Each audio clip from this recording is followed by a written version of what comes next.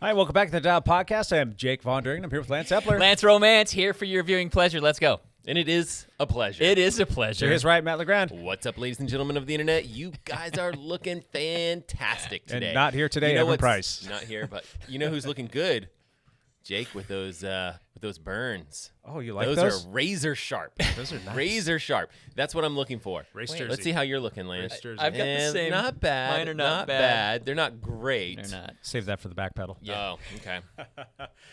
Matt, how are you? I'm hanging in there. Fan-freaking-tastic like usual? Yeah, fan-freaking-tastic. My wife's been out of town. In fact, she got home directly before I Buzzed over here? Yeah, it was one of those things where it's like, I'm going to be an extra 10 minutes late because I got to at least say hi to my wife. She's been gone for the weekend. I had the kids for the weekend, so I didn't get out for a ride.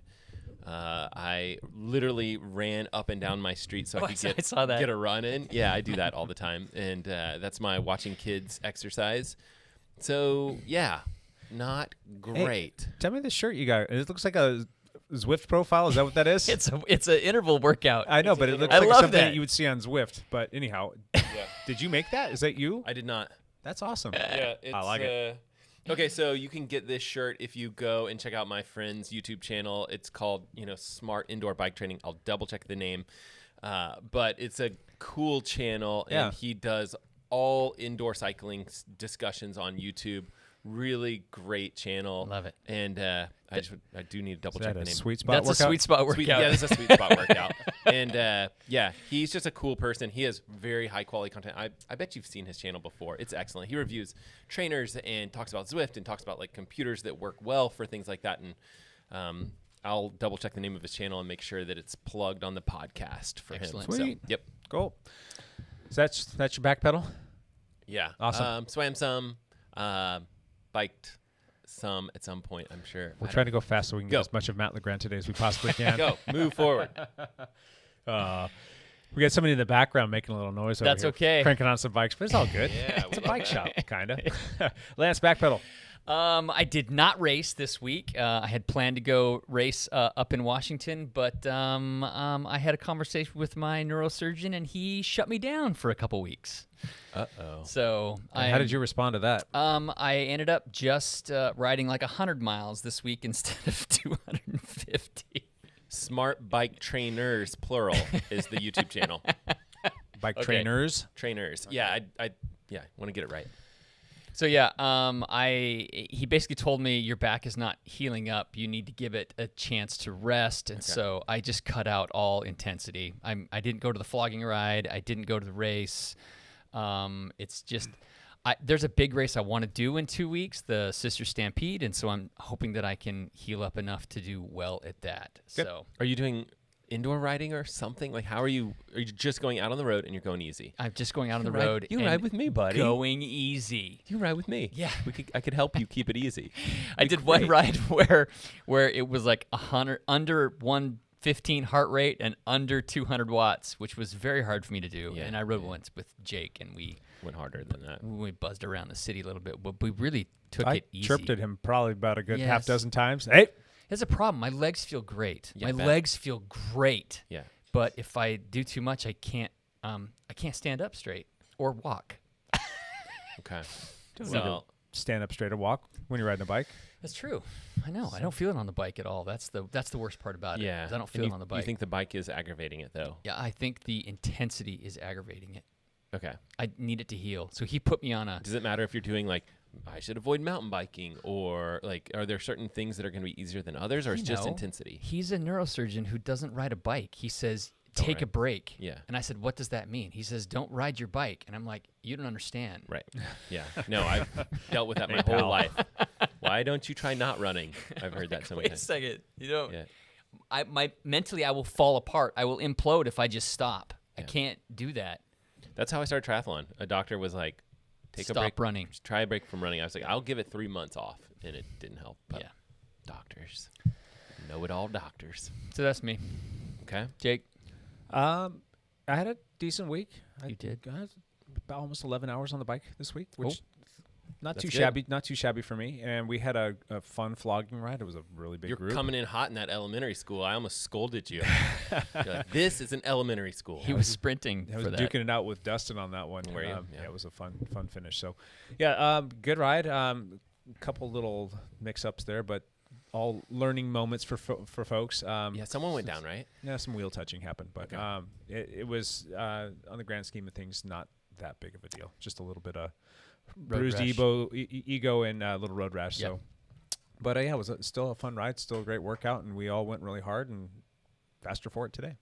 And then I rode with Lance on Saturday, and we weren't going super fast, so 52 miles took almost 3 hours. Yeah, it was like chill for 2:45 or us. something like that. Yeah. But yeah, it left in the morning, and it was kind of chilly, like cold enough to where I put on a vest, but it was Yeah. still bright blue skies, and my knuckleheadedness forgot to put on some sunscreen. So I've got some nice Get some lines. nice lines going on. Those are some today. good lines. Yeah.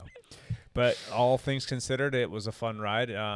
Got to go see some of Lance's family and check out the cool roads, and Yeah. Oh, fun. cool. What was the name of that one road that we got to the top of? We both looked at it and we were just like drooling. It was It's like called 11th. 11th Street. It's 11th Avenue. New It's Avenue. up there north of Philida, and it is gorgeous. Oh my gosh! It's Yeah. just this long road that looks like it goes forever, and it's kind of got this gradual downhill and a little swoop up, and it had a Goes through couple- Whipple Creek. There is no traffic on it ever. It is a fantastic. I need road. to do some more riding up there. Yeah. So, all right, we are going to save all the other mumbo jumbo, the lead out and the Patreon, until the end of the podcast today, because we're Okay. going to try and jump into the topic because we don't have too much of Matt Legrand's time today. Minutes. So Before we're I gonna need to go hit the pool. He's He's got gonna like drop some knowledge. 7 on minutes left. before we get into all this other stuff. Yeah, I have no knowledge to drop, but let's do it. Yeah. So the topic for today is crashing and injuries. I'm Those good things. at the crashing and the injuries part. Yeah, so that's why we need your expertise Yes. today, right? So we're gonna jump into these things, maybe kind of go through some good practices and protocol for, if you have to go through some of this stuff. We've all been there. Usually, folks that do a lot of bike riding and racing and triathlon-y stuff, it's not a matter of if, but when you're gonna have some sort of an injury. Hopefully, it doesn't come at the hands of a bad crash, but we do need to cover that as well because many of us have been there as well. Yep. So let's talk about the crashing component of it because that's usually what leads to the injury. I kind of want to get into we can talk about how to avoid crashes all day long, but I think that's kind of like low-hanging fruit. But maybe a lot of people don't think about it, especially in the moment. Like when you go down, you're right there just thinking about like, oh my God, what's going on? You don't maybe have a checklist that you go through of like what to think about, what to do, good practices and protocols. And maybe if you're with somebody that just went down, what are some things that you should do in terms of making sure that they're safe and secure? So let's kind of touch on that real quick first, just to get that part out of the way. What are some of the first things you need to do? Okay, I've crashed a lot, unfortunately. Yeah. One of the things that I've always remembered is if you're about to go down, don't put your hand or arm out to stop you. Yeah. That is like a natural reaction to try to catch your fall with your arm or your hand. Yep. And usually that is what leads to Collarbone fractures. fractures, yeah. Or the wrist or your fractures. wrist fracture. Those are so bad. Yeah. Yeah. So, and sometimes you just can't avoid it. Sometimes it's so quick you have no thought. Yep. But every wreck I've been in, there's always been this microsecond of where, You're like the OSHIT. oh yes, I'm going down, and my thought process always goes to, okay, tuck. Yep. Just tuck and roll. Don't brace. Try to tuck and roll, which is why I have no skin on the back of my You don't need skin shoulder. back there. No, nobody sees that unless I'm showing it up. Yeah. So it's because I try to land on my shoulder. Now you can break your shoulder blade Yeah, or your I've got it. scapula, Or you can do the whole AC joint. or you can separate your whole AC joint. Turns out you don't need. Yeah. Yeah. That's right. You still have that big. Yeah, can you see it through Yeah. the shirt? There's piano still a key. separation there. Yeah, Yeah. it's You not still going have anywhere. separation. Yeah. No, it's not. How's that Healing. feeling, by the way? I can't do push-ups very well, but other than that, like I'm pretty. I mean, I'm gonna You're go okay. swimming a little And bit. you can so, swim. Yeah, not Cool. bad. So tuck and roll. So that's a tuck and roll, and then try not to slam your head. But sometimes Yeah. you just can't avoid Right. all that stuff. Yeah, just have a helmet on in Yeah. general, and then do Oh what you yes. can Oh to. my goodness. Please wear a helmet. Yeah. Yeah, I mean, if you get taken out at a high rate of speed and things happen so fast, you're not going to have a lot of natural instincts that are going to jump in unless you've been there before. And I think that's why Lance is so good at the tuck and roll. But if Because you, I've crashed so many freaking times. Yeah. Yeah. it's tough. I'm also a ninja. Born and raised. Born and ninja. raised Yeah. ninja. Yeah. So you go down, let's say you did the tuck and roll or you didn't, and now you're laying there. What are some other things that you should start doing? Like, what do you guys take inventory? Do you guys think No, about? ignore all safety protocol. Check on the bike first. Is your bike But how's broken? my bike? Yeah. Yeah. Okay, the biggest issue is head or neck injuries or absolutely. spinal cord injuries initially. So if your head took a slap or neck, Yeah. or something, do not move. Yeah. Don't move. Let somebody move you or wait for EMS to get there if that's the case. So I believe it was the Giro over the weekend. Did you see the guy descending? Correct, And yes. caught his front yeah. wheel and Yes. snapped his bike in half. Correct. Like, Scary. Went over his bars, Yeah. going roughly 40 miles That's an hour. exactly. Been there. And the first thing he does is he gets up and he starts walking around, and the mechanic brings him a bike to get on. I'm like, no, Wait. hold on a second here. That was a Right after he looks at the bike and he's thinking about getting on, he just looks like he's starting to get dizzy. Yep. And he looks like he kind of goes over to the guardrail for a little bit. It just doesn't look right to me. And the house of cards starts to fall right there. Yeah. And he kind of starts to sit down by the guardrail, and it's just like, oh yeah, no, he's done. I watched it in slow motion. Ugh. He actually didn't hit his head. It looked like his whole body kind of did the front He flop did. thing. He landed on his shoulder and his side. He didn't really hit his head, but he was going 40 or 45 miles an hour, and so he bounced on the pavement. And Yeah. you're gonna. There's injuries. There's no way you're not gonna Yeah. be injured. Something like that. So the first thing that is you're gonna want to do is just stay put. Especially that's the hard part about riding by yourself. It's like if you go down, what are you gonna do? And I've been in that situation Yeah. before. I mean, I broke my femur by myself. I went down on a mountain bike ride. You got taken up by a deer or something. Almost. I came around a corner on a single track trail, and there was a deer in the road or the path, and she kind of walked my way. She spooked me, and I spooked her. So she went left and to my left, and I tried to go to my right, but my wheels washed out, and I landed on my right hip, and it ended up fracturing the femoral neck. And I hit the ground hard, almost knocked the wind out of me. But my hip was the thing that hit first, and instantly I knew something was wrong. I went to stand up, and it just didn't work. It just was was there for 5 minutes, still nobody around. I managed to get my leg over. That was a process, getting the saddle underneath you, so that because I couldn't lift my leg up, but I managed to get the bike underneath me, and I'm like, all right, I just need to get to the bottom of this long single track trail. It was probably another half mile or something like that. And then it was just slow rollers getting out. You have to go through some washes and different things. And that was about 2.5 or 3 miles. I'm like, I'll just soft pedal out of here. Jake. So I get to the bottom. I go to take my first pedal rotation, and I about screamed my head off. I'm like, Nope. this ain't going to work. And so I immediately pulled over and gingerly got myself down to the ground and called my wife to tell her what happened. And she's like, do you want me to call 911 and get the ranger out there and paramedics and helicopters? I'm like, no. Just talk me through this real quick. And at that moment, I actually started to feel like I was going to black out. Yeah. And thankfully, my wife knew the trail pretty well because she used to run back there all the time. And I told her exactly where I was at. And we were trying to figure out this whole process of me getting out of there. And in that moment, I'm starting to black out. I'm like, if I stop talking, you know where I'm at. But then I heard some bells coming down. Somebody had a bear bell in the back of their saddlebag. Yeah. And I'm like, hold on, there's some people coming. And 2 guys and one of the guy's sons was there, and they were nice enough to stop. And what ended up happening was they got me back on the bike. I told my wife exactly where the end of the trailhead was, and I'll meet her there. These guys helped me get back on the bike, and then they pushed me up all the hills and through the flat sections, and then I slow coasted down everything without pedaling a single time. So basically used my mountain bike as a wheelchair to get out of there, going through river passings and through this. It's one of the sweetest, funnest, most awesome single track trails to race. No thanks. And then at the end of it, there's my wife with the car. They helped me get into the car, put the bike on the bike rack. Wife went back to the house because I made her go back there so I could change because I didn't want them to cut my kid off of me at the hospital. Right. Took me to the hospital, got admitted, was there for a couple days, and had surgery, put 3 titanium screws in my right hip. Which are all still there. All still there. Yeah. Titanium for life. So, but that was an adventure, and that was a long process, and it was tough because I was by myself. What if I was there and there was no cell service?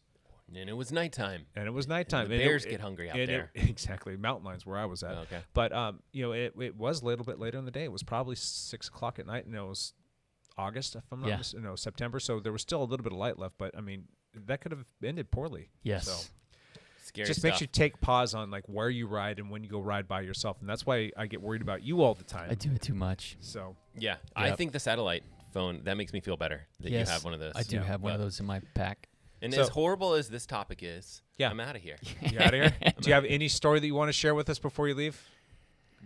Make sure your bike's in good shape, Make sure that you can put your weight on your aero bars. So your stem doesn't just implode on you. Yeah.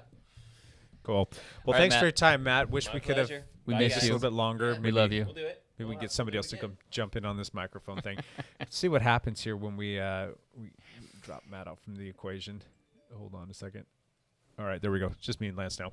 Hey, Cool. we're looking in the right direction. Yeah. All right. So taking inventory, probably not riding by yourself in the first place is a good thing, or at least When you're let in the people backcountry. know where you're at and have constant ability to communicate with people. And just be willing to pay the piper if you get yourself in a bad way. But if you're there with people, I mean, you need to secure the scene. I mean, there's a first aid and CPR protocol. If you're certified, you've got to kind of stop and survey and make sure that somebody's kind of taking charge, making sure that you're securing the person, and then you want to get ambulatory help if necessary. We had a couple little mix-ups on our flogging ride, and thankfully everybody was okay, and it was pretty not pedestrian, but it was just road rash and like a little bit of a little cut and whatnot. Right.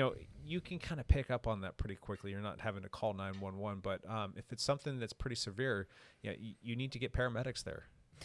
Well, case in point, I crashed 2 weeks ago in the middle of the Cascade gravel grinder. I hit the ground pretty hard. We were going 20 miles an hour. We weren't going that fast, but I hit the ground pretty hard. Luckily, nobody hit me. But as soon as I hit the ground, I immediately sat up and felt my shoulders, felt my arms, felt my legs, and I'm like, I'm not hurt. Yeah. So I stand up, Yeah. and I'm like, my head hit the ground, but I didn't see stars or anything. That's where you got lucky. Yes. Is the fact that you didn't get any kind of a concussion, and that's a testament to having a good helmet. Yes. But that's something that can really screw with you, because there are a lot of people that will have that happen and they think they're fine. But what they don't realize is their head is not right. Their head's not right. And having like amnesia is a very common thing when you hit your head. Yeah. And to not remember like the last hour or two, and then like you think about it like, oh gosh, I actually rode for 2 hours. I don't remember anything. That's kind of a scary thing. Yes. And that happens often. It does. And people think that they're fine when they're actually not. So, the fact that you got back on the bike and rode and raced and won somehow and hit your head with, damage on your helmet. The helmet's toast. Yeah. That's just bonkers to me. That's why I don't quite understand. I mean, why can something like that happen? And I came through relatively unscathed. Yeah.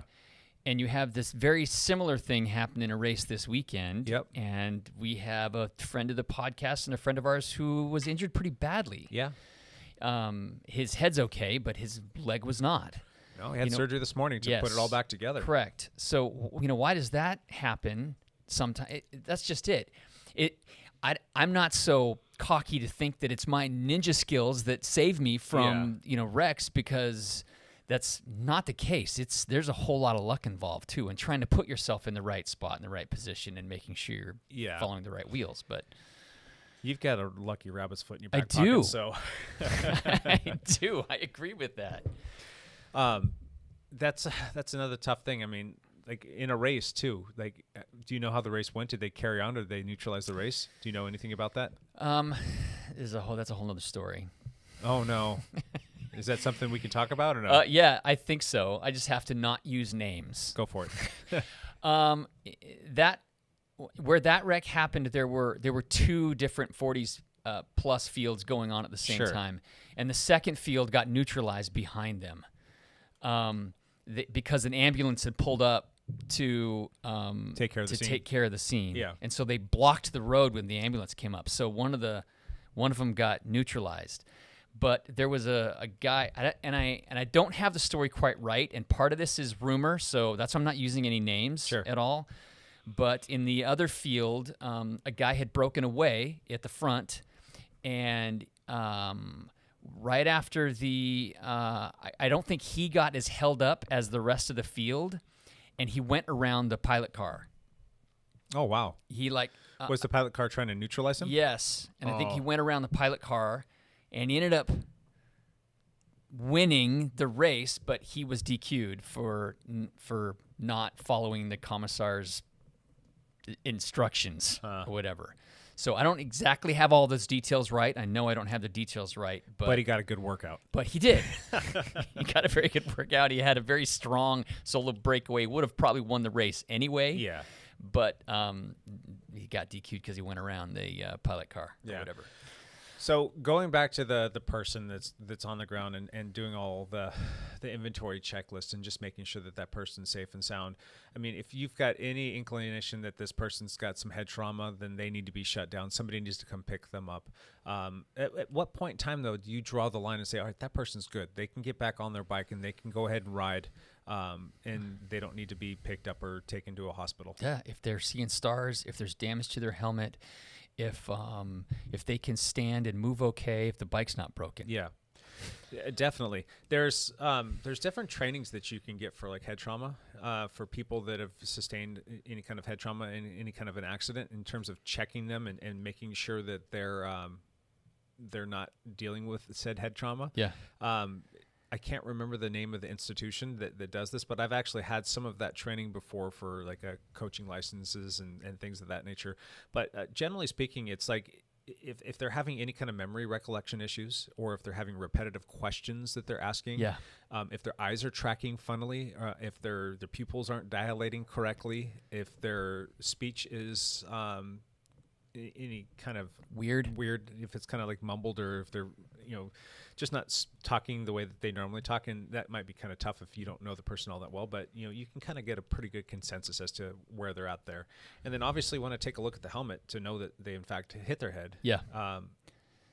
That's a big thing. That's probably like the most difficult thing to deal with, is try to assess a head injury. TBIs are not something that you want to mess around with. It's not. So going through that process is probably a good thing for a lot of people, especially if you're doing competitive rides and racing and all that. Just to have a little bit of training or a little bit of expertise and background, and that would be a good thing. Right. So I know with this race that happened this weekend where the rider had the leg injury, luckily one of the other racers was a fireman. When this individual went down, he was in a significant amount of pain because of his leg injury, and the fireman was able to get him in a more comfortable position before the ambulance got there, so that he wasn't screaming in terrorizing pain, because he was. And so that was fortunate that happened, and he was able to assess head injury issues or whatnot. That's funny, because our old teammate, the late Michael Myers, he had a little bit of a propensity for crashing every now and then, because he's just an aggressive rider, right? He is an aggressive rider. He didn't have the best vision either, and that's not a good combination. Yeah. We were doing a ride out at the Bridge of the Gods, and it was myself and him and another teammate, and we were just moving, making our way from Multnomah Falls back to Littoral Falls. And it was just before we got to Littoral Falls, there was some shadows, and then there was a depression in the road that he didn't see, and he had his hands just really relaxed on the bars, and he was bent down, and we were all taking rotations. He hit that depression and lost control, and I think we were going about 28 miles an hour, and he ended up going over the bars, and he hit his head extremely hard as well. Broke some ribs, punctured lungs and whatnot, but he had zero memory of the entire thing. And when we stopped, because the teammate that we were with kind of got caught up and taken down as well, and thankfully I didn't get mixed up in that. When I got back to him, he was unconscious, he was moaning, and I was trying to assess the scene, make sure that he was set and that the other person was set. And just by pure dumb luck, the first person that rolls up on it is an ER nurse with 30 years of experience. Oh, wow. And she was there with, I think it was her daughter-in-law, who was a newer nurse. So they helped stabilize the situation. And it was probably 4 cars later, it was an EMT technician that worked for the fire department that was there. So it was like, why they're everywhere. It's just like, that if you're going to crash, make sure that those people are around you, right? Right. So they totally helped secure the scene. Unfortunately, it took the ambulance probably 30 minutes to get there. Yeah. And Michael was still having a heck of a time, and he just didn't have any recollection of what was going on, and he was just hurting. But we kept him stable, and those nurses were fantastic. So. but Yeah, it happens. It happens. When I had my bad wreck at Mount Palomar at training camp last year, I went over the handlebars at like 40 miles an hour and somehow managed not to hit my head at all. As soon as I hit the ground and rolled, I immediately stood up. It's just my reaction. It was like, am I injured anywhere? Everything feels okay. My collarbones aren't broken. My shoulders are okay. It's kind of funny you say that. It's like we almost want to prove to ourselves that we're okay. Yes. Like we want to get up and be like, brush it off. You're okay. Exactly. Dust it off. You're going to be good. You're going to get back on your bike and you're ride home. That's the same thing I did when I broke my hip. And it didn't last for very long, for all of about 1 second. But well, I stood right up, and of course I had teammates on me immediately, and they're like, Lance, sit down. Yeah. And then Dr. Hannell, he was just 30 seconds behind, and he's like, and he came right over to me, looked me straight in the eyes, and started asking me all these questions. Yeah. And he was asking me questions to find out, did you hit your head? Do you know what day it is? Do you know what time of day it is? Do you know what month it is? Do you know who's the president? He was asking me these questions, and I hadn't hit my head, so I was okay. Yeah. And that's a good thing, the asking question point. I actually had a bad snowboarding injury. Long story short, broke a binding, went over a big tabletop, crashed, have no memory of about 9 hours. And when I was able to get back down to the bottom of the lift, my friend who was an EMT called over the paramedics, and they sat me down and they started asking me questions. Of course, don't remember this. Yeah. They asked me what year it was. I was telling them it was 10 years earlier than it was, and who the president was didn't know, and just a bunch of questions like that. And I failed every single question miserably, and it was off to the hospital I went. It's like, nope, you're done. Yep, you're shut down, buddy. So that's a good thing, is the question. The question to assess traumatic brain injury or not. Yeah. You know, another thing too is when we had our little accident with Michael and other teammate at the Littoral Falls back there in the gorge. It was that road back there. There's not much of a shoulder. There is no shoulder. You know, making sure that you secure the scene to make sure that no further damage happens, and maybe kind of try to get yourself out of the road as best as possible so that cars can still come by. And you know, don't be afraid to wave people down to ask for help. But you know, that's something that you're going to need to take stock on or take inventory on, as well as getting yourself out of the road so that you don't get run over by a car. Correct. Wow. I hate talking about all this stuff. We've just had so many incidents. Stuff happens, you know, and sometimes you come out okay, sometimes you don't. You just have to know how to respond to it correctly and quickly so you don't make it worse. Exactly. You know, when I got hit by the car 3 years ago, again, another TBI there. I have zero memory. Don't remember for about 3.5, 4 hours. I can remember being with our teammate Sean Martin. I can remember a couple little tidbits, and I know exactly where we were at, so it was probably a good 30 minutes before we got hit. And then the next memory I have was probably 11:30, if I'm not mistaken, at night in the hospital, like asking, why am I here? What's going on? And why does everything hurt so friggin' bad? And then they put me back under to go try and fix my shoulder because it was completely torn out of my shoulder socket. So that sucked. But again, that was a situation where, you know, Sean was in the road, like, and was completely just like he was done. He was out. But no, he kept maintaining consciousness. Okay. You know, I think from an acute standpoint, he had it worse than I did. You know, he broke his back, he broke his knee, his toe, his face was pretty beat up. He went into a windshield pretty stinking hard, had glass all over him, and he was in the road bleeding everywhere. And I landed 115, 120 feet away from where the impact happened, down a 25 or 30 foot steep embankment in a big blackberry thicket. And if you don't know what those things are, they're full of thorns. Like you even just like look at them and they're going to poke you, right? So I was in the middle of that, and when the responders got there, my bike was in 9 pieces. If you look at the thumbnail art, that's my bike, by the way, after that crash. So it looks like your camera died. Oh, oops. So it's just Lance now. Sorry, I'll get that fixed here in just a second. Anyhow, so my bike was in a bunch of pieces in the bushes and some tall grass, and you couldn't see anything. So it was pretty much like there was only one rider there. There was only one rider. Yeah. Unless the driver knew to, hey, I think I hit 2 people and not 1. And if Sean wasn't there to say, hey, okay, I have a buddy. He's somewhere else. Well, when the responders got there, they're like, hey, he's like, hey, there's another person here. And they're like, no, you're okay, buddy. Don't worry about it. We got you taken. He's like, no, really, there's another person. And he had to convince them a little bit that there was actually two people that were hit.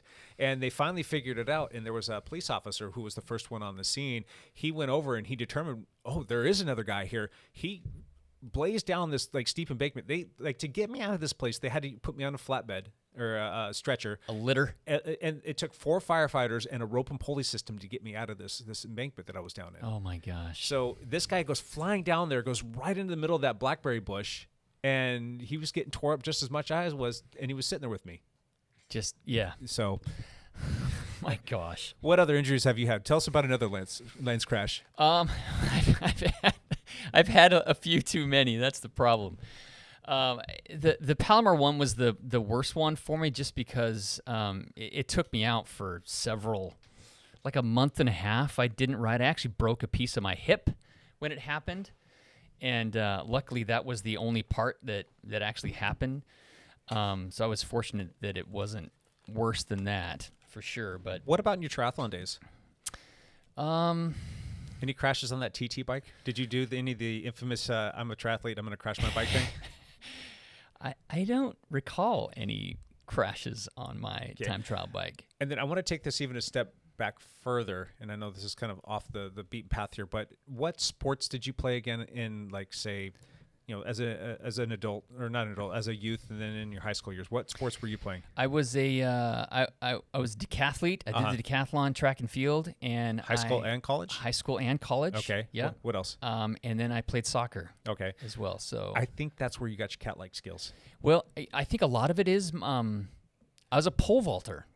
The pole vault is part of the decathlon, and there is a lot of spatial awareness, like gymnast proprioceptive skills. Abilities, like just you're being aware of where your body is in space. And I don't know if that's something you can teach. It's just something that's a little bit more innate in me. So I think that being in your tuned DNA, if you will. Yeah. You're a good athlete to boot, because obviously you're doing decathlete stuff. Using a little bit of everything. Going into the triathlon world, you probably had a little bit better proprioceptiveness awareness on that bike, so that you're not necessarily going to be crashing as much. And probably. When you do crash, it's usually because you're pushing the envelope a little bit too hard, or like the gravel grinder one, it was just not even a lapse in judgment. It was somebody that just, you're in a tight group, and if you look away for a split second, like you did to get your water bottle, and somebody does something erratic, then you're going to go down. I don't care who you are. But for the most part, luck. For the most part, you don't have those crashes by yourself. That's like self-induced, unless you're really trying to push the envelope on something. Most of I've had very few crashes actually on the road when I'm riding the road, but on a mountain bike or cyclocross bike, I've crashed those hundreds of times. I had a crash on the road here in the Washington, Vancouver area when I was new to the area, and I quickly learned that in Washington, wood bridges are slick. They can be slick. On 2 different occasions, one on the road bike and one on the mountain bike, and both of them I hit the wood, and it's just like Bambi on ice, and it's like, whoop, you're down, buddy. Yeah. So if it's sprinkling, you got to be cautious of those wood bridges. Yeah. So for sure. Other crashes, anything else you want to? A lot of my dirt crashes, I haven't usually gotten injured, luckily. Yeah. On my mountain bike, I don't jump it. I don't do jump lines. I don't do stuff like that that like downhillers or mountain bikers do. I'm beyond that. I used to eat that stuff up as a kid. I still enjoy jumping a little bit, but I know that I'll push the envelope too hard, and the next thing I know, I'm going to be on the ground and saying to myself, why did you do that? It was just one stupid little slip up or one little mistake, and done. Yes. I've got to go to work on Monday. I've got a family, and I still want to ride my bike. I don't want to be like casted up and healing up. So yes, correct. So I guess I've just been fortunate with all that stuff. My back issues that I have been dealing with for the last 5, 6, 7 years, that's all. It's actually not the result of bike crashes. It's a result of repetitive use. It's abusing my body as an athlete for a number of decades. And then the position that you had to stand in while you were treating patients as a dentist for a couple decades. Bent over for a couple decades, working on patients all day. Yeah, that was the other thing. So here's another crash that's going to segue into our next part of this topic is I was racing my mountain bike. I was doing it was like kind of like a short track-ish kind of race in Southern California. And I was coming through a novice field, and I was kind of following a line, and the guy came in a little hot behind me and kind of hit me in the back and sent me over the bars. Oh. Flew over, hit my head. I've hit my head too many times. That explains a lot, right? So hit my head, got a little bit of a bell ringing there, if you will. And then I also, because of the way that I was hit, I didn't tuck and roll. There was like a bunch of like sagebrush kind of stuff, and I didn't want to go flying into that. You know, you're just trying to protect yourself. But just the way that I landed on my outreached arm, it caused the humerus to kind of jam up into it's called the glenoid fossa, which is the little basin that it like kind of articulates around your arm. So that went up in there super hard, and it cracked that. And then in the process, I tore my supraspinatus, which is one of your primary rotator cuff muscles. Yeah. And I tore my labrum, and this was in my right shoulder. So that's about when I ended up hanging up most of my my slow pitch softball career. I used to be a pretty decent ball player, but anyhow. So that happened, and what did I do? I got back on the bike after I got everything straightened out, and I finished the race, and I still got 13th out of 50.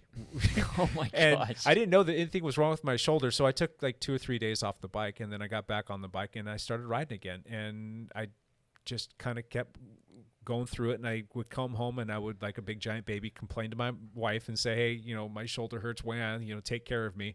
And she's like, you need to go to the doctor. I'm like, I don't need to go to the doctor. I'll be fine. I'm just rub some dirt on it. This crash happened in July. I finally went to the doctor in late September, early October, and he did x-rays. He's like, you're an idiot. You broke your shoulder. You've got what looks like some possible tears. So a couple of weeks go by, and I go and get my MRI, and they determined that, yep, I've got all that stuff, and then I'm supposed to have surgery. And because I took so long to get in there, the soonest they could get me into surgery was the beginning of December. And at the time, we were pregnant with our youngest daughter. 5 months. Yeah. And then I was doing physical therapy, just like some prehab stuff, just to get stronger for when I got done with the surgery, so that when it actually happened, you can kind of come back and bounce back a little bit faster. Right. I ended up canceling the surgery because we were too close to my daughter being born, and I didn't want to be held up in an immobilizer for however long it was going to be. And I ended up just doing physical therapy for it, but that process took a year. But the moral of the story here is, don't be an idiot and think that you're superhuman and that you're going to heal every single time. If it hurts for more than a couple days, you probably need to go see the doctor. Yes. Like, had I done that earlier, I probably could have had surgery and probably could have expedited the whole process and probably could have been better, at least closer to being better by the time my daughter was born, as opposed to having to add another 6 months of physical therapy on that because I opted in not to do the surgery. So how often, Lance Hepler, do you continue to ride, Lance Hepler, like this past weekend, Lance Hepler, when doctors and medical professionals and other people have told you not to ride, yet you still go out there and get on your bike? Yeah, I'm not a smart man sometimes. That's hilarious. Yeah, my crash on Palomar, I crashed, I stood right up, I felt like I was okay, and within 20 minutes, I couldn't stand on my left side. Yeah. And so I knew that something was wrong. I couldn't ride anymore anyway because I broke my bike into pieces anyway. So it was ruined. And it turned out that I didn't break my hip. I broke a piece off the acetabulum rim, which is the socket where your femur sits into. Yep. And so there was no surgery that had to be done, but it was like non-weight bearing for like a month. Yep. It's supposed to be a little bit longer than that. I think it's supposed to be 6 weeks, but what's Lance out there doing? I was one-legged Zwifting. Yeah. With the other side. So dumb. It's hard. It really is hard to turn that off and to stop training, because you generally are in good shape and you've been going hard, especially if it was in a race. You know that you're finely tuned, and then all of a sudden you go from all of this training, all of this fitness, all of this fun stuff on the bike to womp womp womp, not doing anything. I tell you, one of my biggest issues is I know that things will change. Okay, I'm 51 years old at this point, and I know things will change. So while I'm healthy and while I'm feeling good, I want to race every chance I can get because I know it's not going to last forever. Yeah. Now, what does that mean? Does it mean I'm just going to be able to do a couple races a year, or by the time I'm 60, I'm broken enough that I can't race at all anymore? I don't know. I don't racing on Zwift, huh? Yeah. On a hand bike. I don't want to be doing that. And so when I'm feeling okay, I go race or I ride or I take advantage of that. And so sometimes when I have a little injury that I don't think is bad, I just push through it. And I've always had this mentality of push through the pain, just look beyond it. You know, that's part of being an endurance athlete. Yes, that is the Ironman mantra. I pushed myself in some Ironman races way beyond where I should have stopped. Yeah. You know, where where you end up in the medical tent for hours and hours because you pushed way beyond what your body really should have done. And part of that is the power of the mind and what you can kind of push through, and part of that is just sheer stubbornness and stupidity. And I don't know where that comes from or what that. Some people have that innately in them, and some don't. It just kind of depends. But that's the biggest deal for me. This recent injury, I didn't feel like it was an injury. I bounced my body off the pavement pretty hard. Yeah, you're like, I'm gonna hurt from this. I'm gonna hurt a few from days, this. maybe a week. I have a fragile back. I have 4 or 5 vertebrae that have small herniations that have always been there for the last 7-8 years. And so I'm prone to more disc herniations and potential sciatic issues because of that. And I don't want to believe that I'm just going to break again. These last 3 years have been friggin' awesome for fantastic. me. They've been really good for me. But I just don't want to believe that that's going to happen. So for me to have all this training I've done, all this fitness. I mean, I've raced 15 times this year, and I've been on the podium just about every time. 13 of those. Yeah. Which is phenomenal for me. And so I just didn't want to lose it. So I kept thinking, it's going to be okay. It's going to get better. And then when I just can't stand properly or sleep properly, I finally had to call the neurosurgeon. Were you getting a little grumpy too? Yeah. Oh, absolutely. Yeah. Actually, I get grumpy if I just don't ride for a day. Yeah. I'm in the same boat. I've been kicked out of my house before and told to go ride my bike, so my attitude will get in check. So, so yeah, it ends up being a more complicated, mental issue and how you deal with those things. So it was about a week ago. Doctor tells you, Lance, you need to shut it down for 2 weeks. Doctor's not a cyclist. Doctor's not a trained athlete or an endurance athlete. No. So he's not going to quite get the mentality or the psyche, but I'm sure he's dealt with plenty of them. And some of his partners are, and he's dealt with me before as well. So he knows me and he knows my history as well. So do you think in the back of his head, he's thinking, if I tell him to shut it down for 2 weeks, at least he'll kind of calm down a little bit for 2 weeks. He's not going to take the time off, but that's, you ask for one thing, hoping that you'll get another. I think so. He also has me doing some PT stuff. Okay. And he started me on a strong anti-inflammatory as well to try to see if that will help things heal. He says if I don't get some decent results, then I'm going to need an MRI, and the MRI will show if there's a new herniation that needs. You told me about this anti-inflammatory stuff that you're taking. Tell me the side effects from that potentially again. This is like every single endurance athlete's worst nightmare. Go. Okay, all the potential side effects. It's nausea, vomiting, diarrhea, fatigue, chronic fatigues, restlessness, sleeplessness, and weight gain. Yeah, fantastic. Fantastic. Sign me up. Luckily, I haven't had any of those. So, does he know somebody that knows you that's trying to get you shut down? He's like, A, I'm going to tell him not to go race. B, I'm going to give him this stuff. So just gives him every poor side effect that you could ever want as an athlete. Want to stay away from.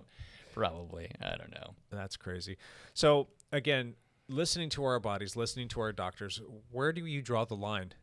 When would you seriously shut it down? I mean, what's it going to take for you to kind of open up and just say, all right, you got me. I will take this time off. Is it like surgery and you're done? Probably. You're going to go until that happens? I don't know. I don't want surgery again. I've had back surgery 3 times. I've had Oof. 4 major surgeries. 2 were done at the same time. It's never fun when that happens. I'm down for 6 months Yeah. when that happens. And, it's not like I'm getting any younger. Yeah. The more of these things happen, my athletic life just goes away. Yeah, well, you know what? I have to give you kudos. I remember back in September, it was Labor Day weekend, 2017. David Douglas cyclocross race. Lance Epler goes out and does 2 races that day. I did the Clydesdale race because I was chunky at the time. And then you went and did your age group category. I did the Masters Cat 3 category as well. You came back to the team tent, and it was a yard sale of Lance. And I've got the image burned in my eyes. I've seen it. As a matter of fact, I took the picture. It was Lance yard sailed on the ground, like flat on his back, arms sprawled out, eyes shut, and you can tell that you're in pain. I was in pain. And that was the tipping point for you. And I don't think you got back on a bike after that for how long? It was probably 6 months, 6 or 8 months. It was, I don't know if that was the catalyst, but it caused a herniation that I ended up with drop foot that has never recovered. I still have drop foot on my right side. Yep. So, yeah. So you I've pushed myself too hard many times. A little bit, yeah. So you did come back from that though, and you put on some pounds. Yep. And that was like, all right, you had your little epiphany at that moment, like, I'm going to live my life a little bit differently. And to start that off, I'm going to sell my practices. Yep. I'm going to retire. Yep. I'm going to do this whole like vagabond, living in a van, riding bikes across the world. And we kind of talked about this even a little bit last week. And then you started training again. And I know that you were like in a bad way. And I think that's right around when we started the podcast as well. And just watching you go through your whole process, your metamorphosis in such a short period of time, you had like a full on, like I've never seen somebody change so quickly. And you've got your little Hepler focus that you always like lay fame to.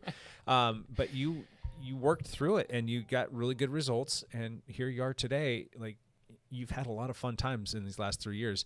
Do you think that this is going to be something that's going to have a lingering effect on you, or do you think you're just going to have to regroup and hopefully it's not that bad, or even if it is that bad, you're going to be able to come back from this again and do the same thing? I do think I don't think it's going to have that much of a lingering effect because it's not nearly like it was before. I mean, I had neurological issues immediately after that, time 4 years ago, and I'm not having neurological issues now. I'm just having pain and discomfort. It's got a pain in the arse. Just a pain in the arse. I have these sciatica symptoms right in the middle of my butt, on my left butt cheek. That it just feels like I'm being stabbed all the time, and that is a nerve issue. It's not a muscle issue. It's not piriformis syndrome. It's not. I know where it's coming from because I've seen my MRIs. For the last 5 years. So. I do think I'll be fine and be able to be okay, but I might have to back off for a little bit. And actually, this isn't a bad time for me to back off because I've done a bunch of races. I've had a great start to my year and regroup for cyclocross. Hopefully, regroup for cyclocross if we have some decent cyclocross, series. Hopefully, they happen this year. So I don't know. I've been fortunate. That accident that happened to me, it did completely change my life, and very much so for the better. I would not have sold my practices and backed out, and retired when I did if I wasn't injured. I'd still be working. We wouldn't be as good of friends. No. I wouldn't be racing like I do. I'd be racing occasionally, and it's all worked out very good for me. Oh yeah, so far. So you're doing just fine. I'm doing just fine. So, there's a lot of luck involved with that and a lot of, fortunate planning and a lot of hard work that took me to get to that point. But, I don't want to brag too much because people hate me. Let's talk about bouncing back from injuries, if you will. I talked about my little story when I had the little run-in with the deer. We had, me getting carted out of there on my bike and all that other stuff. So I had surgery. They put the pins in me, and I was sent home discharged, and I was told to start doing physical therapy. I think it was like I had to go 5 days post-op to get a checkup from the doc, and then they cleared me to start doing physical therapy. I started, I think it was about a week after the crash, and they wanted just to work on basic mobility and things of that nature, because having that hardware in there changed everything for me. It really did. It gave me the strength that I needed in the bone to be able to start to work the joint and all that other fun stuff. So it was exactly 10 days post-op that I was back on the trainer. Riding on the trainer. The doctor tells me, he's like, I know that with you the like broken hip, with the broken. Wow. The doc tells me, he's like, hey, riding a bike is actually really good for building mobility and range of motion. And I said, hey, you don't have to tell me twice. Like, I know you like to ride a bike. Just do it on a trainer or a stationary bike and be very careful. I'm like, I can do that. And so I was riding for 3 days, called up the doctor and said, hey, doc, got a question for you. What do you think about this? I'm like, can I go ride my bike outside? He's like, I wouldn't advise that. I'm like, if I promise you not to crash, and if I crash, it's on me, and maybe you'll get another house payment or two out of this in the means of a surgery. And he's like, you can ride on the bike. You cannot get out of the saddle. You need to keep your watts down. You need to not put extra effort into this. You have to keep it steady Eddie. So 14 days post-op, I did a 35-mile bike ride. What? It was down in Orange County, this little San Diego Canyon loop, and it was a decent amount of climbing, but I kept my butt on the saddle. Yeah. Called back to the doctor and said, hey, doc, ride went great. He's like, oh, that's good to hear. I'm like, I minded all of my P's and Q's. I did exactly what you told me to do. Got another question for you, doc. Doc, I've got this ride that I do every single year for this charity.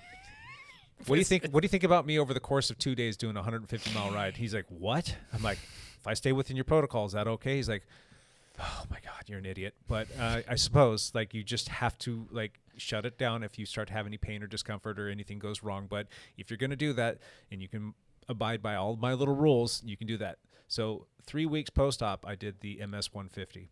And 3 weeks? 3 weeks post-op. You rode 150 miles. 150 over miles. 2 days. Over 2 days. 100 miles the first day. It was actually about 105, and then the second day was 50, but it was actually more like 55. So it was about... Holy cow. Yeah, it was more like 160 miles, but I did it. And I heeded all of his advice.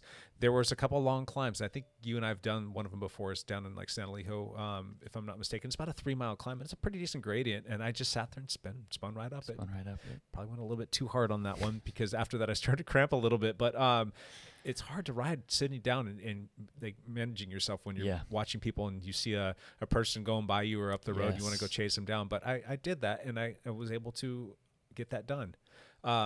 So following your doctor's orders and not being too much of an idiot is a good thing, and that helped me. I think it just kind of helped me kind of know what I was capable of doing. The whole recovery process, I think, was excelled because I was willing to work hard, and I didn't miss a day of physical therapy. As a matter of fact, I went to physical therapy every single day for that whole 3-week time period.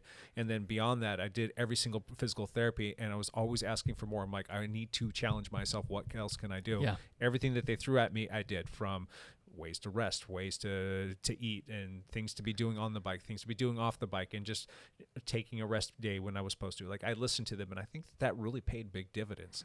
So what is it that you do when you're going through the recovery process that makes it be successful for you? Because you've obviously bounced back from quite a few of them.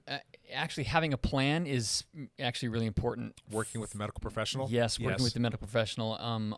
Also, for me, having a goal on the calendar somewhere. There you go. There's a race I want to do in 3 months, or there's a race I want to do in 6 months. Or going back to that same story, yes, I wanted to go do this ride because I hadn't missed it, and I helped them raise a bunch of money every year, and I loved it. It's such a beautiful ride. That was on my calendar. But the thing that I did the day that I got home from the hospital was I registered for this race down there. It's a mountain bike race. And it's a 50-mile mountain bike race it was actually 56, with about 12,000 feet of elevation gain. It was, it's called legit. Vision Quest, and it's a legitimate race, and there's some heavy hitters that showed up to this thing.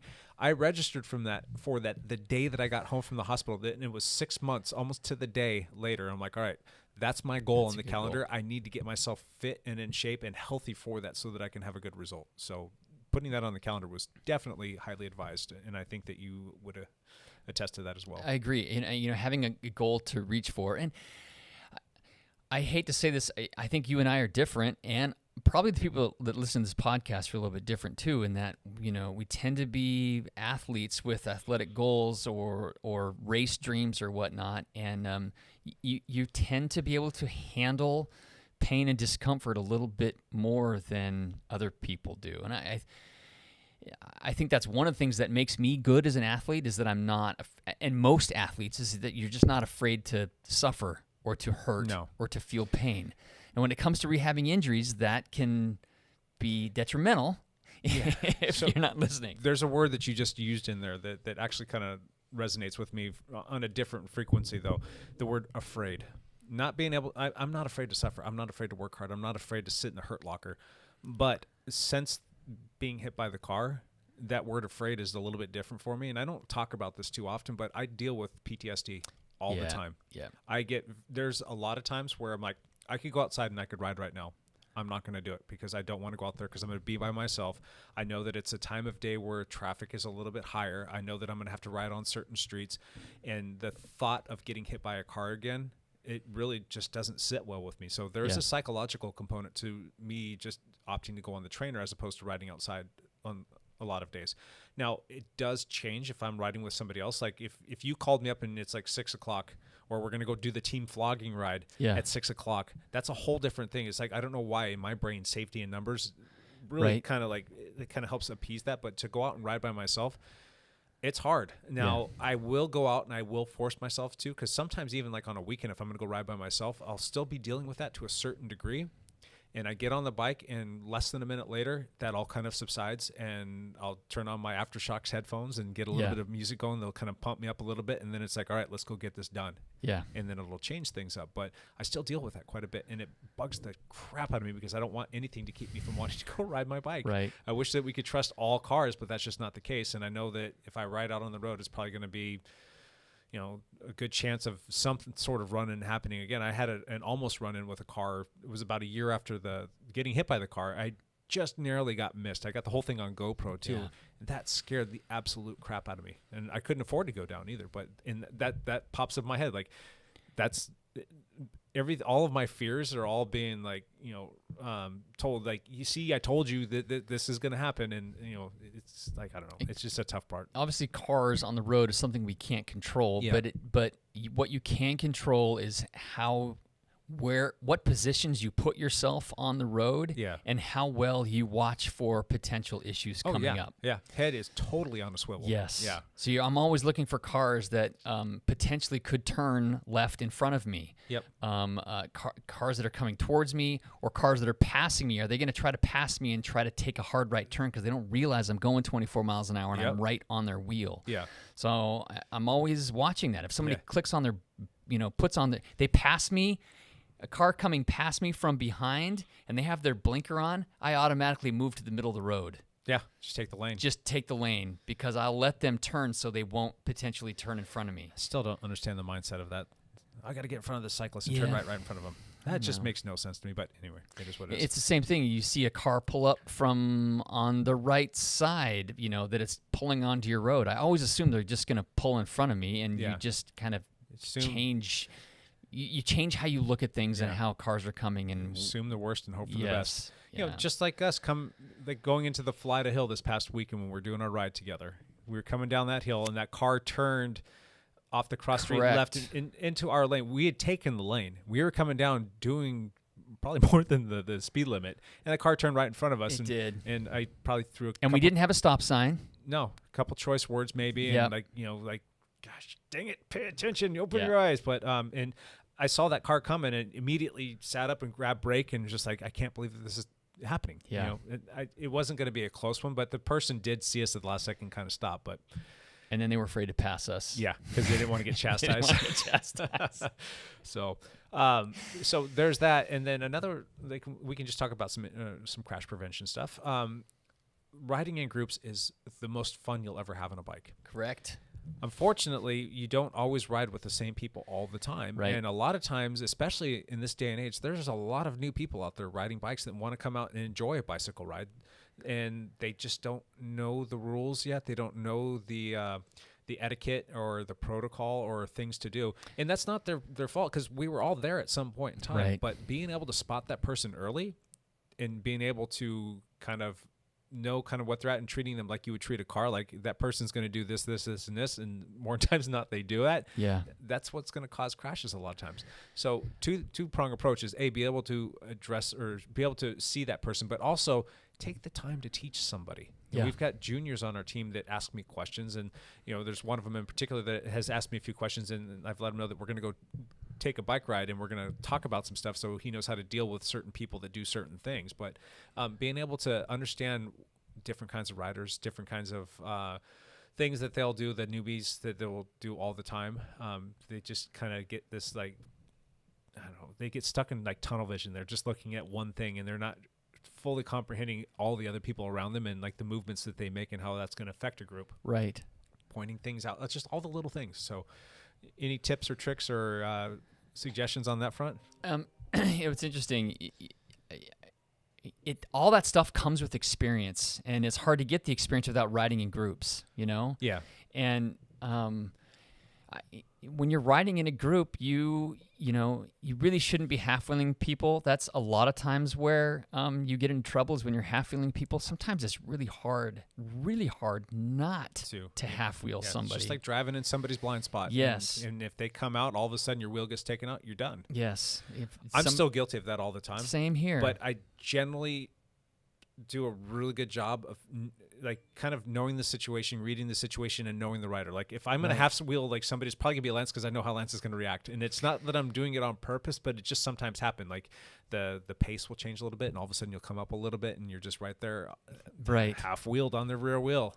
Okay, well, my wreck 2 weeks ago in this gravel race is funny. There were only 25 of us or something in the group, and there was one guy who was actually riding pretty strong, but within like 5 minutes, I could tell that he didn't have a whole lot of group riding experience. And why did I notice that? His number was pinned on weird. I hate to say this, but it was just a sign that he was newish. Newish to it. His number was pinned on weird. He had something weird strapped to his bike that you wouldn't normally have strapped to race. I don't remember what it was. I think it was a frame pump or something that you normally wouldn't race with. And he wasn't he wasn't holding his line very well. And so within the first 5 or 6 minutes, I realized, okay, he's strong, but that's probably not a wheel I want to be on. Yeah. I should try to kind of be somewhere else. Yeah. Guess whose wheel I was on when I crashed? His. Yeah. It's just the way that the dynamic worked out. I was right on his wheel and it's a card you were dealt. and it bit me. Yeah. And it was funny because I remember seeing it at the beginning thinking, okay, that's not a guy. You kind of figure it out, once you have some experience. And it's hard to get that experience without riding in groups. You have to be able to do that. But those are the things that just take some time to kind of learn to try to keep you safer in certain situations. Yeah. So there's one thing that I can tell people, if there's one thing that they can take away from that part of this conversation, be predictable. Yes. Don't do anything erratic. Don't do anything that's going to be like jolting to the group, because the group becomes kind of like a finely tuned instrument. And if it's played correctly, it can do some fantastic things. It can be a heck of a lot of fun. If you get something in there and things become a little bit dissonant, it's all of a sudden like, it just doesn't, I can feel the group. I can feel like sometimes it's just a little herky-jerky, and that could be just as simple as like, all right, this is my normal group and there's just 2 new characters in here and they're riding a little bit differently. Not that it's bad, but just differently. And like you need to get to know that flavor, those ingredients of that group to know whether or not you can trust that group fully or not. Yeah. So that's kind of where we're at there. The other part that I can impart is for people that have a ton of experience riding in groups, please don't yell at people. Yes. Don't be an a-hole. Be the good person, step up, teach and educate them. Yes. That's going to go so much further as opposed to like chirping at somebody and barking at somebody and kicking them out of the group and making them feel like a lesser of a person. They're new. Like if you're telling the same person for the 5th or 6th time to stop doing something, yes, that's when you can get a little chirpier. Yes, you can go right off the back, or yes, we're going to drop you and you can be your own problem. Yeah. Done that before to a couple of people. Yeah. I still kind of feel bad about it, but at the same time, it still feels kind of good. But anyway, that's neither here nor there. But if you can take the time to teach them, then all of a sudden they're going to come around. They're going to start riding, for lack of a better term, the right way. Right. They're going to be predictable, safer. Yes. It's going to be more economical, more efficient, and it's going to be more fun. If you can do that for the person, that just makes their experience and your experience all that much better. Right. Be the good person. Teach. Yes. It will pay huge dividends. So, all right. What else you got, Lance? Anything else you want to talk about on this whole topic before we jump into the other minutia? No, it's like jinxing to talk about so many wrecking stories. That has gone through my head as well. Stories. I don't want to like all of a sudden go out and podcast next week, come in with broken stuff. No more broken stuff. Yeah. Cool. Well, that was a good topic. It's kind of nice to get that off your chest. It's like we're all dealing with our own little injuries. I know that Evan was dealing with his foot injury from overtraining, and Matt's had his Achilles problem in his shoulder, and you're dealing with your back, and I've got this perpetual problem with my shoulder, and I still feel my hip sometimes when the weather changes. And, I used to ride and race motorcycles, and I've got broken vertebrae and rods in my back. So, I mean, we've got plenty of battle stories and wounds that we can share with everybody. And we've probably, between the whole lot of us, have dealt with just about everything under the sun, from, broken bones and torn ligaments and head injuries and the whole gamut. So we've kind of got a little bit of experience there. Just be safe, make good decisions, help each other out, and try and ride with other people whenever you can. Be predictable. Agree. A lot of stuff there. Cool. All right, let's jump into let's do the Patreon right now. I want to do the Patreon drawing. Lance is going to jump up and get the little Patreon drawing thing here. For those of you that don't know what the Patreon is, it's just a way that you can help support the show. Patreon is actually what is that, like a website app kind of thing where you can go on there and work with them, and then we have different tiers for people to be a part of the show, and they can support the show, and it's just a couple bucks that you can toss at it. Lance is shaking the little thing here. What we've been doing is putting all of our patrons on here and doing drawings every week, and we've got this whole bin full of all kinds of fun and goodies. And if you've won, we've pulled your name out of there. And Scott Troutman, your name was in there. It's been pulled out because you did win recently. Yes, you did. He sent me a text. He's like, I don't think my name's in there. It's because you won. And then once we go through everybody, we will put everybody's names back in there. But if you're interested in becoming a patron, you can go to dialpodcast.com. There is a Patreon link right there on the homepage. Click through, you can find one that works best for you, and then you can help support the show. So today we're going to pull a name out. This is going to let me do the honors. I haven't done that in a while. Let's see who it is here. All right, drum roll, please. We have Nathan Skanky.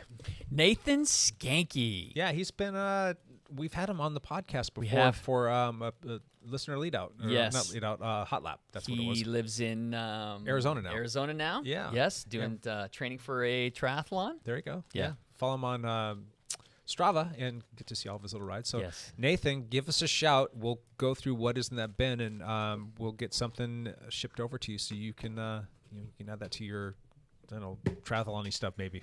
Maybe some pickle juice in there. We'll throw in some pickle juice too. Yeah, there's a bunch of pickle juice in there. It's kind of funny. How about Champ here?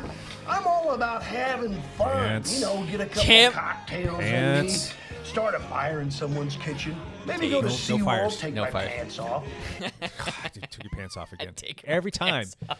What's up, Champ? Champ here. We have had some racing. The Giro d'Italia is happening. Evan is not here to Geek out on it. geek out on it because it's his favorite race. I'm not sure why. I think it's because he has some Italian heritage, and that's why he likes the Tour of Italy. It has been exciting this week. They did have a mountaintop finish that had a gravel section. Really? Yes. Wow. So they had one mountaintop finish with the last 5K on gravel, and Egan Bernal blasted by everybody, won the stage, took over the lead. Yeah. So he's in the Maglia Rosa, the pink jersey, the leader's jersey and apparently that was his first ever Grand Tour win. He didn't win any TDF stages when he won the Tour? No, he never won a stage. He was always second or third. Really? Yeah. I did not know that. That's a good little bit of information. So he's feeling good. There was some drama with the race because Caleb Ewan actually won 2 stages, 2 sprint stages. Yeah. Good for him. And then turned around and pulled out. Why? He was only planning on doing the first part of the tour. And then there's, people like calling him out for being soft or something. or for not respecting the race and whatever, blah blah blah, whatever. You guys can cram it. And this morning, Peter Sagan won. Did he really? In a sprint, he won the stage in a sprint. So good for Peter. Peter is not done. No. I think he's going to do better at the tour this year than everybody gives him credit for. I think that last year was just an off year for like it was for everybody because of COVID reasons, and I think that he's still got some Pretty exciting. gas in the tank. Other exciting news, there was a World Cup mountain bike race in Czechoslovakia, or the Czech Republic. What is it called now? It's not Czechoslovakia. Sure. Whatever. And on the women's side, fantastic. We had two people in the front row, Kate Courtney and Haley Batten, who started in the front row. Actually, the short track race was won by American Haley Batten. Really? On Thursday, yes. She out-sprinted everybody and got away. And during the cross-country race on, was it Sunday? I don't know. Anyway, Haley Batten took second. Nice. So Kate Courtney, this is crazy. Kate Courtney crashed on like lap 2 of 5, destroyed her rear brake handle, and freaking Brad Copeland, is it Brad Copeland or Brian Copeland? He fixed it in the pit. He changed her hydraulic brake lever in the pit, and she finished the race. Wait, do they have a pit bike? No. So she had to stop while he fixed it. Yes. I'm not kidding. In like 90 seconds, he pulled off the brake lever with hydraulic fluid in it, put a new one on, didn't have to bleed it. Did you happen to catch what kind of brake lever it was? I don't know. She races for Specialized, I believe. So Because if it's a SRAM with their barb and all of it's the thingamajig and whatchamacallit or whatever, It might have the way been. that comes apart, you can actually get away with that without having to rebleed it. he And freaking did it in the get yourself pit. a little 8mm deal to loosen that up and pull it off. That's awesome. That was like the amazing thing of the whole race. And Courtney, of course, she ended up like 20th or Sure, but something. still. He fixed her hydraulic brake lever in the Yeah. pit, which was amazing. Anyway, good for Haley Batten. On the men's side, pretty amazing race. Tom Pidcock ran away from it. Really? He won by a minute over Matthew Vanderpool. You know why? BMC 4-stroke. He was on a BMC 4-stroke. Also, Pidcock desperately trying to get an Olympic spot for Great Britain. So Vanderpool, how much does he weigh? He's like 75 kilos, So he's a little bit bigger of a guy, not but huge, he's like 6'4" or something like he's that. kind of he's a bigger tall. dude. And Yeah, Pidcock he's a small little wavy guy. Pidcock's like 50 kilos. So, No, he's not that light. On But a mountain bike course like that, I think that played to his advantage. Yeah. And he's got some pretty good bike handling skills to boot. So he won by a full minute. Just amazing. Pidcock just rode away from everybody. you get him on some rollers on a road bike. I mean, that's Vanderpool's all day long. But the mountain bike stuff, I don't know. Yeah, it's pretty awesome. So good for him. Good for Thomas Pidcock. He's only 20 Yeah. or something like that. Yeah. So those were both exciting races. They're free on Red Bull TV, which you can watch the whole race on Red Bull TV. Really? So, yeah. Were they streaming it live? They did stream it live. And then the replays you can and the still replays you can still watch. Where do you go to Red Bull TV? Is it just like their website? Yeah, it's like redbull.tv or something like that. Interesting. I just Googled Red Bull TV and it popped right up. So Gotcha. That's kind of exciting. In local stuff, actually, our teammate Paige. Yep. I was going to hopefully make sure that you were going to say that. Paige Edwards was at a UCI race in Wisconsin, and she made the podium in the elite field. I think she took third. First pro women race to land on the podium. Got third place. So just fantastic. Yep. So good for Paige. She was super stoked. Yeah, I saw her Instagram post yesterday when I was riding on the trainer. That's another long story why I was riding on the trainer, but neither here nor there. And I was all excited about that. And it was like literally like moments later, her dad's like shooting me a text with pictures. She won on the podium. Yeah, I'm like, that's she's on the awesome. podium. But yeah, that's a big feeling right there. Yeah. She's a high school senior, 18 years old. Got her whole life ahead of her, and she's already landing on the pro podium. Yeah, fantastic. Love it. Job, Paige. Super happy Proud for of you. her. Other than that, I don't know. Nothing. How did our teammates do at the Vance Creek Road Race? I know it was Ian, and I think it was only one other person that showed up. Chris Hitchcock and Ian. Yeah. And actually, Ed Dudlik. Ed Dudlik. Ed Dudlik. He showed up as well? He did. He went and raced the Cat 5 race because he hasn't done any road racing. Okay. Funny enough, it's Cat 5, so you really never know what to expect. He's still learning how to road race. He ended up going off the front for like 4 miles solo, and that's generally not how you win a Cat 5 road race. So he ended up getting caught and finished mid-pack. Okay. Yeah. Well, good on him, though, for going out there and starting to Yes, for earn sure. his stripes. Ian, strong as heck, too. yeah. Ian Gibson was out there in the 40-plus field. Sure.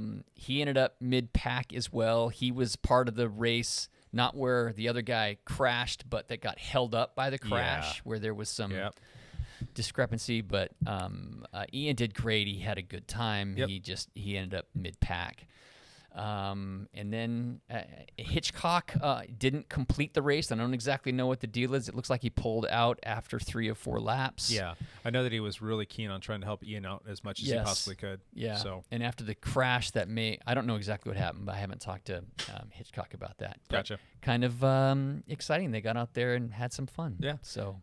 And this is just a little public broadcast announcement. Ian wants more of our teammates to come race with him. Yes, he does. He was. He let me know about that yesterday, and I know that it was kind of a tough race for people to get into. It was. I was planning on being there. I got shut down. Yeah. So, but that's okay. Yeah, I thought it was on Saturday. It was on Sunday the whole time, and it just wasn't going to work for me to go on Sunday. Yeah. But we'll get more teammates out there, I promise. But yeah, there was only so many slots, and they did open up a few slots, kind of not last minute, but pretty deep in or pretty close to the race, and it just wasn't going to work out for a lot of folks to get up there. So correct. We need more racing here in our backyard. We do. Dang it. So for it. Cool. I think that's it, Lance. Yeah, that's enough. Is that enough? Champ Bailey out. See you, Champ. Thanks. Appreciate it. All right, one last thing. You got any one last thingers? No, I'm gonna try to be good. You're gonna try and be good. Yeah. Operative word. Try. Try. Yeah. How do you think that's gonna work out? I don't know. What when the is crap this I'm doing. 2 weeks up, and you're going back to see the doc? By the end of this week, I'll know if I need to have an MRI or not. And then the MRI will show. Is that all just based on symptoms, whether or not you're going to Yes. go? Okay, and it's leaning towards not needing an MRI Yes, right now. it's leaning towards that. So you'll be at the flogging ride? No. Yes. Maybe. I don't think the flogging ride's a good idea for me this week. What if we got you an e-bike? I would do the flogging ride on an e-bike, although our e-bikes have a governor on them. We got a friend. And we'd have to take the governor off for me to stay with no. the group. Just borrow David Root's bike. I could borrow David Root's bike. It just doesn't have a governor on it. Or listener Scott Troutman owns a moped. Oh, yes. I could You could cruise come on out the and just moped. heckle all of us. And film. And film. That could be fun. That could be fun. That could be a lot of fun. Stay tuned. One last thing for me. I don't know if I really have a one last thing. Right now it's just kind of weird times. We're kind of busy. We've got a new hand here in the shop. Looking at him right now, he's over there working on the bike name. Paul, why don't you come say hi? Paul, you want to jump No. on and come say? Paul's a little shy behind the camera, so good dude. But I'm really excited about him being here to be able to help out. He's A, doing a great job, and B, it's going to afford me a little bit more time to get a lot of other stuff done. And more importantly, be able to get back to people in a timely manner. Yes. And I know that there's a lot of people that are inquiring about the team, and people have questions, and there's just so many things going on right now. There's a lot of moving parts, so that's going to allow me to do more of that, which I'm super excited about. So I guess I'm just thankful. We're thankful for Paul. Yeah, it's good times. So, and Lance is going to be in town for a little while as well, so he'll be down here helping me out. I think maybe until you take off and go to Florida. There's a chance I'm gone for a full month or more. Oh my gosh! In July and part of August. Yeah, I might be driving across the country and back and adventuring a little bit. Fun. So we'll be here holding it down. So. All right, we do appreciate everybody listening and watching. If you're listening to this on the audio version, you can always go check out the stream version on YouTube, youtube.com/dialed cycling. If you want to see what's going on in the studio here today, was a little off because it was just mostly me and Lance, but we still got some stuff going. It's all good. Covered today was good. Yeah. And if you are watching it on YouTube, thank you very much for watching. We will have a guest coming up here pretty soon. We're not going to disclose names yet, but We're efforting. Yeah, we've got We're efforting for some guests. Pretty big name that might come on. We're going to try and get a few others too. So yes, should be fun. Stay tuned. But anyhow, thank you for listening and watching. We will see you all next week. Until then, bye for now.